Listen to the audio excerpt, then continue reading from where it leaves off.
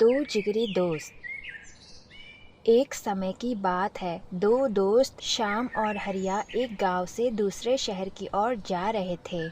दोनों ने काफी दूर तक सफर किया और सफर करते करते दोपहर हो गई।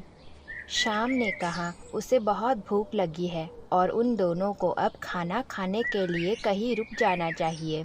ठीक है श्याम, हम सामने खड़ी उस पेड़ के नीचे पहले खाना खा लेते हैं, फिर अपना सफर हम दोबारा से शुरू करेंगे।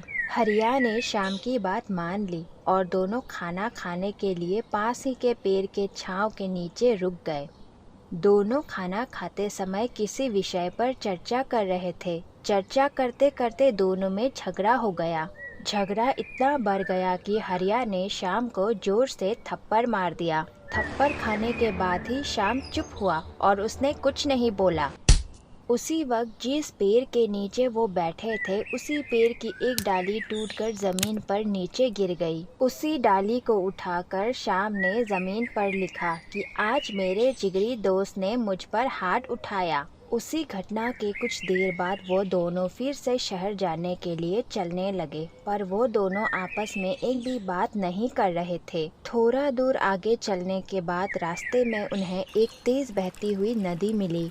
श्याम का पाँव उसी नदी के पास फिसला और वो नदी में गिर गया। श्याम को तैरना नहीं आता था। वो जोर जोर से चिल्लाने लगा। हरिया को तैरना आता था। उसने श्याम को बचाने के लिए सीधे नदी में छलांग लगाई और श्याम को हरिया ने पानी से बाहर निकाला और उसकी जान बचा ली। कुछ 1 मिनट के बाद श्याम ने एक नुकीला पत्थर उठाया और पेड़ पर लिखा कि आज मेरे जिगरी दोस्त ने मेरी जान बचाई। श्याम को ऐसा लिखा देख हरिया ने पूछा, मैंने जब तुझे थप्पड़ मारा तब तूने उस बात को जमीन पर लिखा और जब मैंने तेरी जान बचाई तूने उसे पेड़ पर लिखा, ऐसा क्यों? श्याम ने उत्तर दिया कि जब कोई हमारा मन दुखाता है तब हमें उस बात को मन से नहीं लगाना चाहिए। तुमने भी देखा होगा, मेरे जमीन पर लिखे शब्दों को हवा ने मिटा दिया। और कोई जब हमारी मदद करता है और हमारे साथ अच्छा व्यवहार करता है तो वो हमें कभी भी भुलाना नहीं चाहिए। मैंने जो पेड़ पर लिखा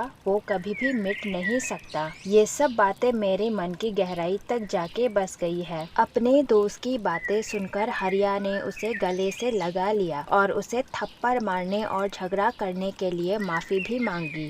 कहानी का मोरल: सकारात्मक बातों को हमेशा याद रखना चाहिए और नकारात्मक बातों को जितनी जल्दी हो सके मन से निकाल फेंकना चाहिए।